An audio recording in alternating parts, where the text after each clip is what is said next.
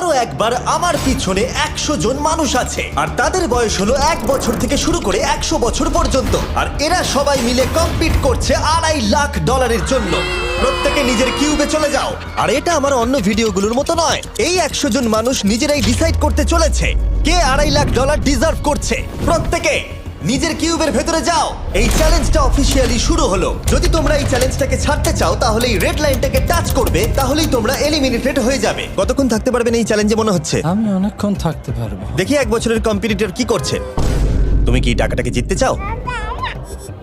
ঠিক আছে, ট্যাবলেটটা নিয়ে মজা করো। এই যে লাইনটা দেখছেন এটা শেষ পর্যন্ত টিকে থাকবে। আমি 48, দারুণ লাগছে। এটা শুরু থেকেই পরিষ্কার ছিল যে মাঝবয়সীরাই ছিল সব থেকে বেশি ফোকাসড আর ডিটারমিন্ড, কিন্তু সেটা অবশ্য সবাই ছিল না। বাইরে পা দিলে তুমি কিন্তু হেরে যাবে। ওকে, তাহলে 2 বছর এলিমিনেট হয়ে গেল। যেমনটা ভেবেছিলাম, সবার প্রথমে বাচ্চাটাই বেরিয়ে গেল।